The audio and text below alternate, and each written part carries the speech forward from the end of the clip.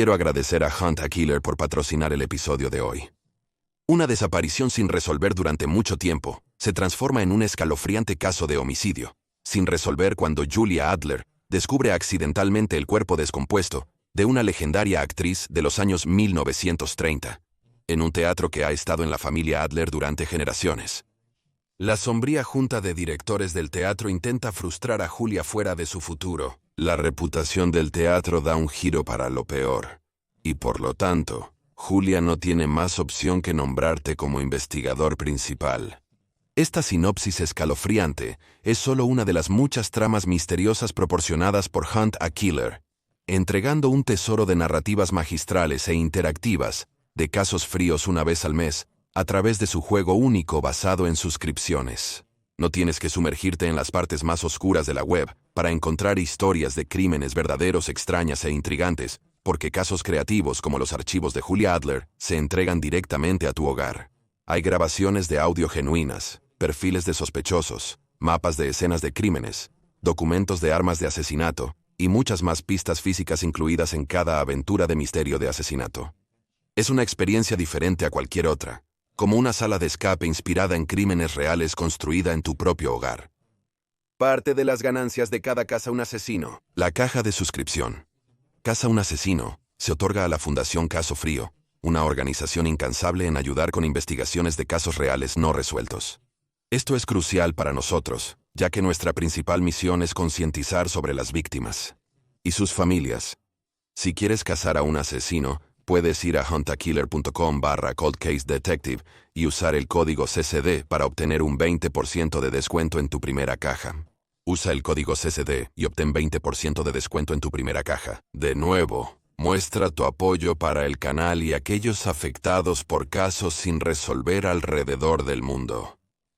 Juntos iluminemos un poco la oscuridad mientras cazamos a un asesino.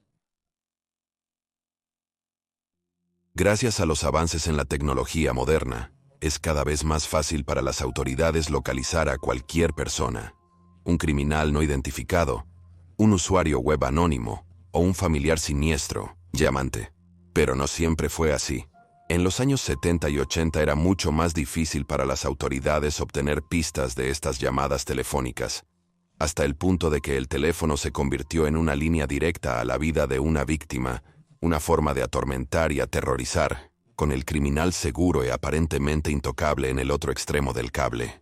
En el episodio de hoy de Detective de Casos Fríos, exploraremos dos casos sin resolver que giran en torno a estas misteriosas y aterradoras llamadas telefónicas.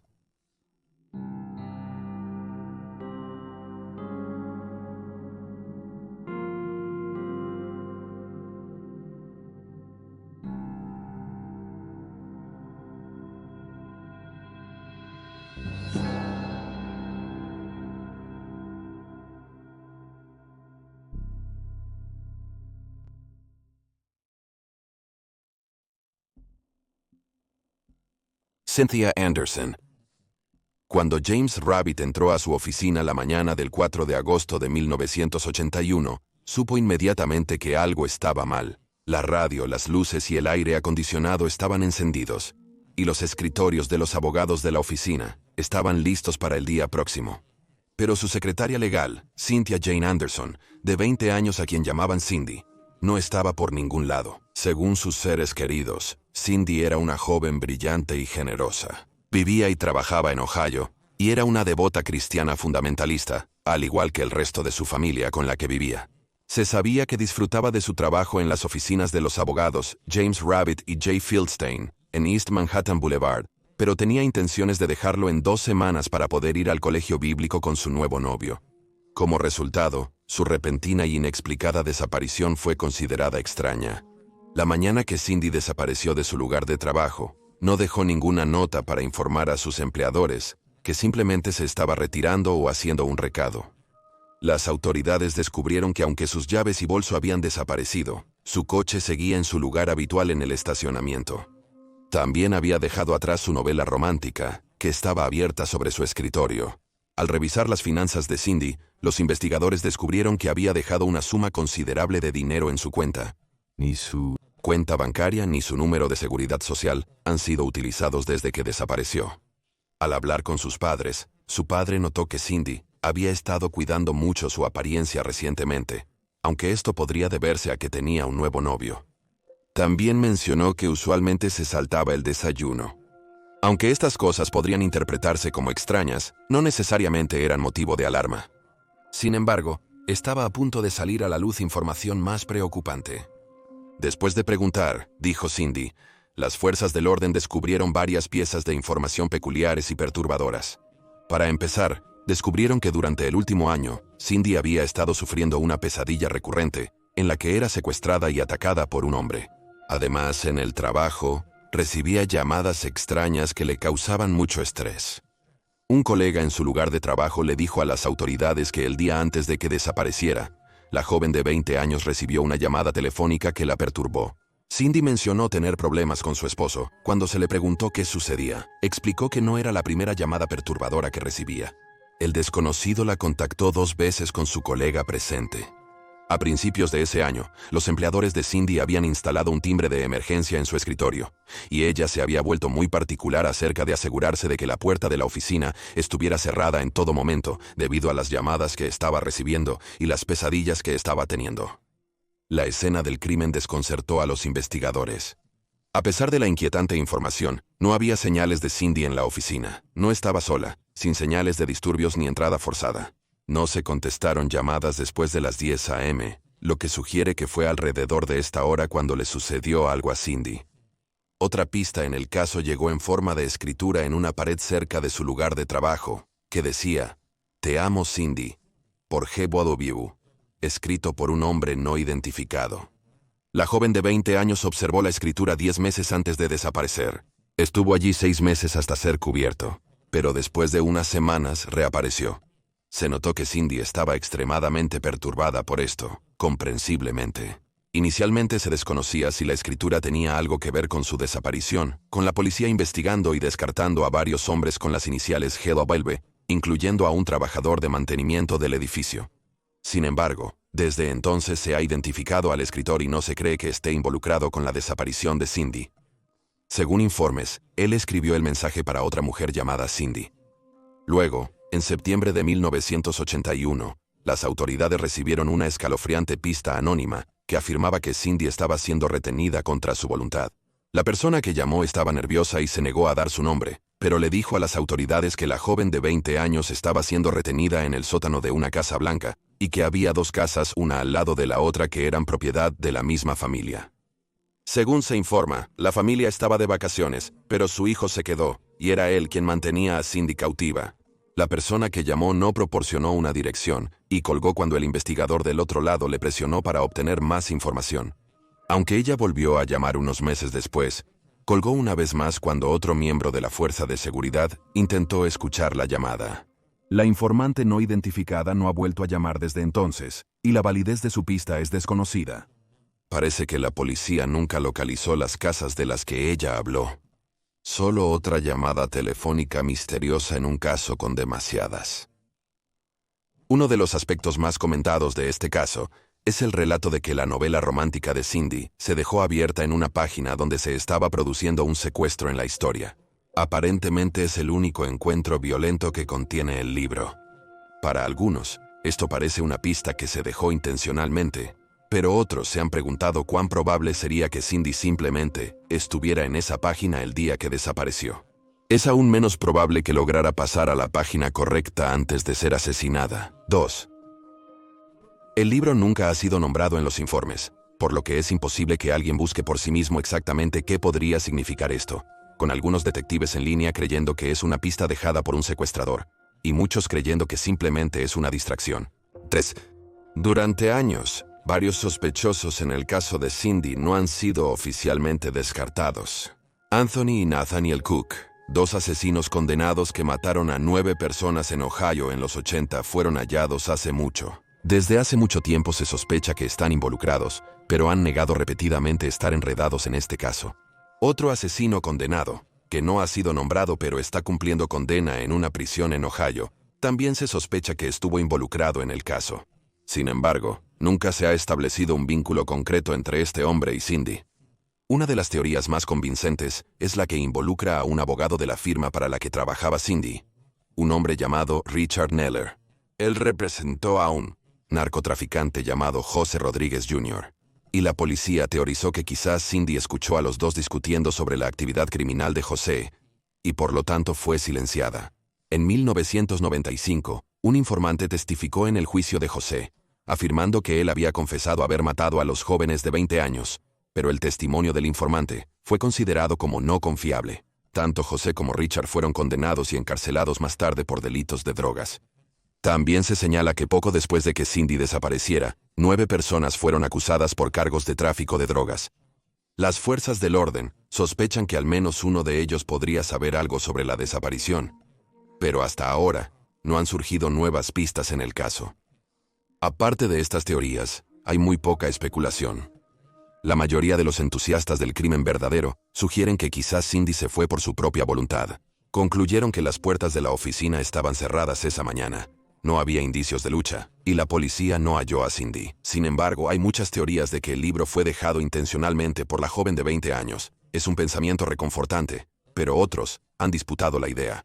Señalan el hecho de que parecía tener muy poco o ningún dinero consigo, y su cuenta bancaria había quedado intacta.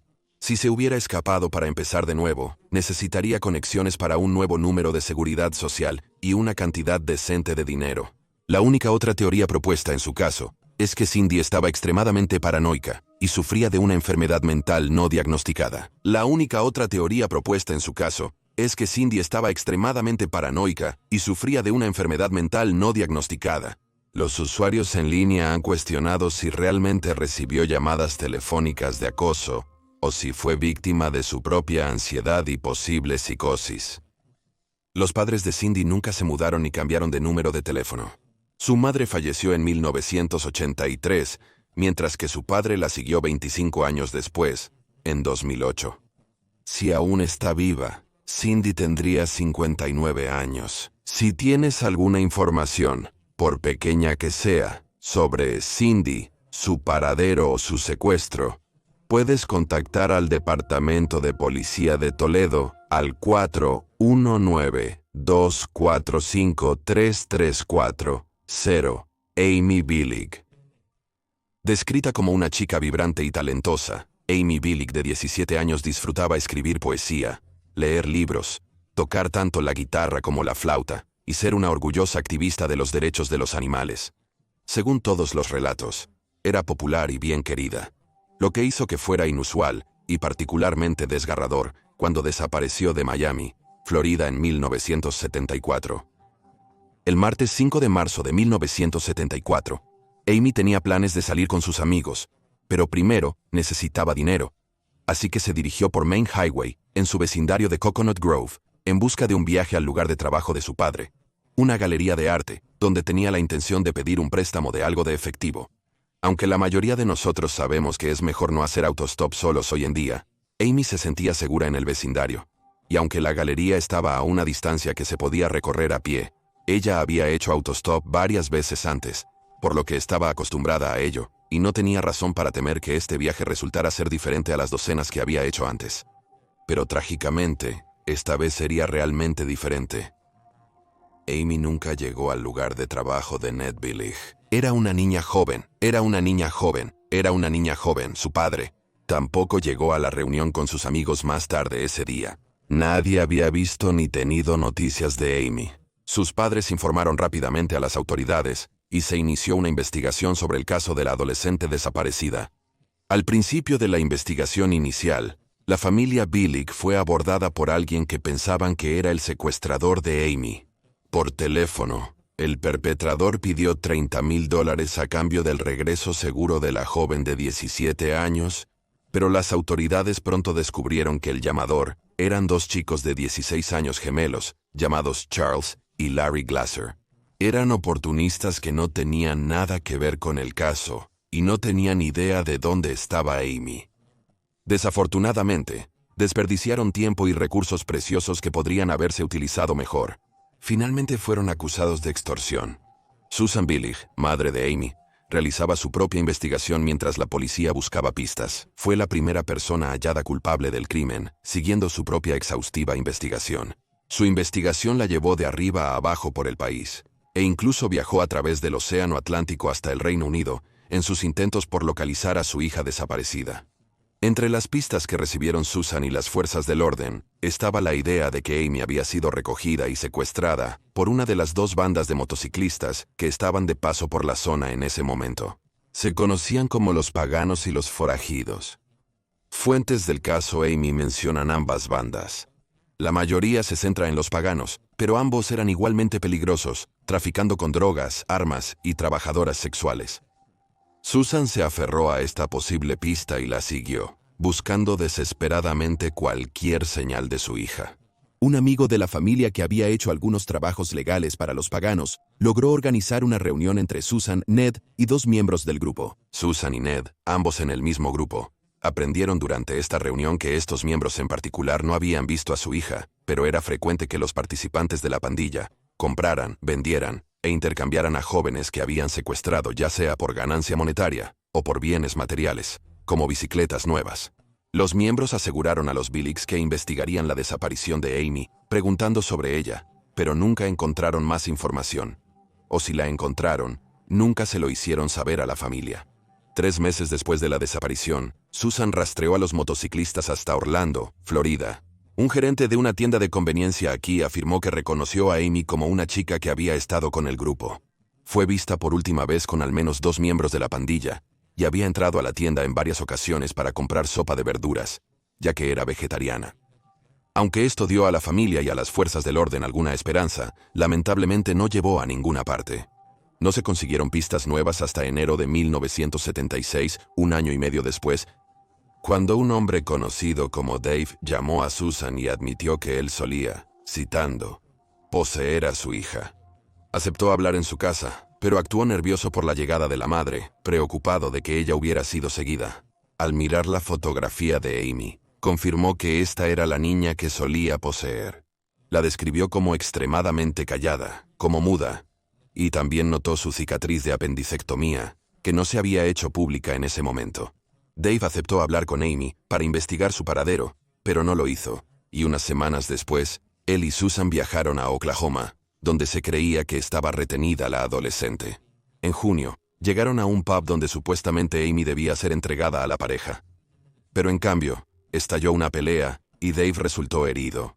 Susan fue llevada a un lugar seguro por varios otros motociclistas. Nunca volvió a ver a Dave, aunque en algún momento después, él le dijo a su abogado que probablemente Amy estaba en Seattle. En noviembre de 1977, Susan fue a Seattle, a pesar de su reciente ataque al corazón. Preguntó por ahí, mostrando la foto de su hija a los clientes y al personal en bares, clubes, salones de tatuajes y tiendas de motocicletas, y varios testigos afirmaron haber visto a Amy. Una vez más, la describieron como si fuera muda. Años después, en invierno de 1979, un desconocido informó a Susan que Amy estaba en una parada de camiones en las afueras de Seattle. Dijo que necesitaba ayuda desde Reno, Nevada. Aunque el FBI confirmó que la banda de motociclistas pasó por allí, no pudieron confirmar que la joven estuviera con ellos. A lo largo de toda esta investigación, solo se recuperó una pieza de evidencia. La cámara de Amy fue localizada en la salida de Wildwood, en una carretera de peaje conocida como Florida Turnpike. Fue encontrada poco después de que la adolescente desapareciera, y fue entregada por un hombre que escuchó que estaba desaparecida. Esta salida estaría en la ruta de la banda de motociclistas hacia el norte. Se desconoce si Amy tenía la cámara consigo en el momento en que desapareció. Puede que se haya perdido antes. Lamentablemente no se recuperó nada sustancial de la cámara. La mayoría de las fotos reveladas estaban sobreexpuestas, y una solo mostraba una furgoneta blanca, sin proporcionar ninguna base a los investigadores. A finales de los 70, Paul Branch, miembro de los Paganos, reveló la historia de Amy. Dijo que fue arrestado un año después y dejó a Amy con su compañero de cuarto. Pero cuando fue liberado de prisión, encontró que ambos se habían ido, junto con su motocicleta. En algún momento, Branch también mencionó a Susan que su hija estaba viva y estaba siendo retenida por otros miembros de la pandilla. Sin embargo, Después de que él falleció en la década de 1990, la viuda de Branch afirmó que él había retractado esta confesión en su lecho de muerte y le dijo que Amy había asistido a una fiesta con los paganos la noche de su desaparición. Al volverse grosera y respondona, supuestamente fue violada, pero se defendió, por lo que se le administraron drogas a la fuerza, hasta que su corazón cedió. Supuestamente, su cuerpo fue desechado en los Everglades de Florida.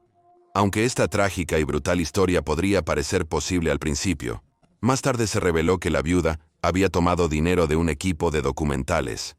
A cambio de compartir su historia, Susan y la viuda fueron filmadas reuniéndose por el equipo. La validez de la afirmación fue cuestionada como resultado de la implicación del dinero.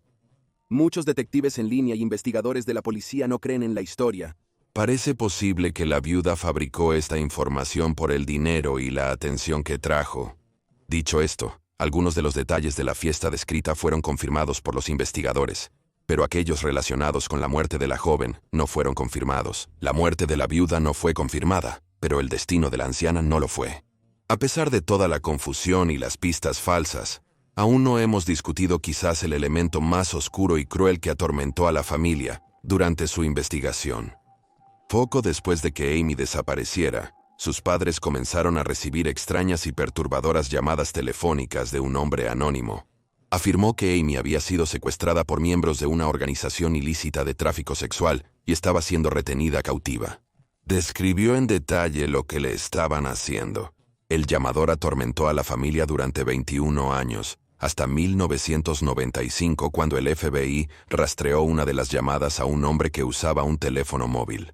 Hasta ese punto, el llamador había usado teléfonos públicos, lo que había dificultado rastrearlo y detenerlo.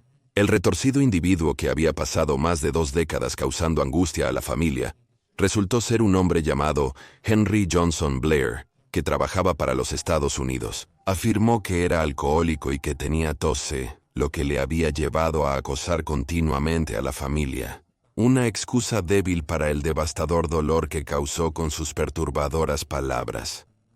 Blair afirmó que no sabía nada sobre la desaparición de Amy y que no conocía personalmente a la chica. Sin embargo, esta declaración fue cuestionada cuando las fuerzas del orden notaron los detalles de un hombre descrito en el diario de la adolescente. Amy relató sobre Hank, un hombre secuestrado por una mujer cautiva, quien le propuso huir a Sudamérica juntos. Según informes, Blair se hacía llamar Hank, y su trabajo requería que se trasladara a Sudamérica. También tenía una camioneta que coincidía con el color y el modelo del que se muestra en las fotografías recuperadas de la cámara de Amy. A pesar de estas extrañas coincidencias, nunca se vinculó de manera concluyente a Blair con el caso de Amy. Al final, Blair pasó solo 2 años en prisión por acosar a la familia durante 2 décadas, y Susan llegó a un acuerdo en una demanda contra él por $5 millones. En 1992, las esperanzas de la familia Billig se elevaron una vez más cuando Susan fue contactada por un investigador privado que estaba trabajando en el caso de Amy, con un investigador británico, quien explicó que mientras estaba en Falmouth, Inglaterra, fue abordado por un motociclista estadounidense que buscaba vender a una joven. También era estadounidense y se describía como muda. Sin embargo, no mostró una foto, y el investigador británico falleció solo 1 año después, lo que resultó en que la pista se convirtiera en un callejón sin salida. Las nuevas pistas en el caso de Amy son escasas, y las teorías son muy limitadas. La mayoría de los detectives en línea están en uno de 2 campos: que la pandilla de motociclistas sabe algo y se mantiene en silencio, o que Henry Johnson Blair sabe algo y se mantiene en silencio. Algunos argumentan lo improbable que sería que tantas personas conozcan el destino de la adolescente y que ninguna persona se presente, mientras que otros sienten que los motociclistas simplemente estaban jugando con una familia en duelo por diversión. Por otro lado, algunas personas creen que Blair no tenía nada que ver con el caso, sino que simplemente era un individuo enfermo y retorcido que obtenía algún tipo de emoción al lastimar a la familia de Amy, mientras que otros creen que la posible conexión entre él, la camioneta que Amy fotografió y su diario son un misterio. Son tan grandes que no se puede ignorar como una simple coincidencia. Lamentablemente, los padres de Amy nunca verán justicia por su hija desaparecida. Ned falleció a principios de los 90, después de una batalla contra el cáncer de pulmón, mientras que Susan vivió hasta los 80 años, falleciendo en 2005. Antes de su muerte, Coescribió un libro sobre la desaparición de su hija, titulado Sin rastro. La desaparición de Amy Billig. La búsqueda de justicia de una madre. El caso de Amy también fue presentado en Misterios sin resolver y los más buscados de América. Lamentablemente, hasta el día de hoy, su desaparición sigue sin resolverse. Si Amy aún estuviera viva, tendría 63 años. Durante su tiempo con la banda de motociclistas, puede que haya usado los alias Mute, Sunshine, Little Bits y Mellow Cheryl. Si sabes algo sobre Amy o su secuestro, contacta a las autoridades y a la banda de motociclistas en la dirección mostrada. Si sabes algo sobre Amy o su secuestro, llama a las autoridades al 305-476-5423. Eso es todo.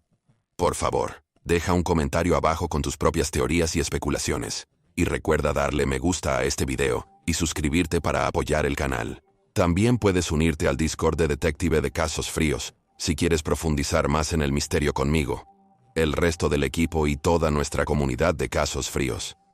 Gracias por ver. Mantente alerta, mantente seguro y nos vemos la próxima vez.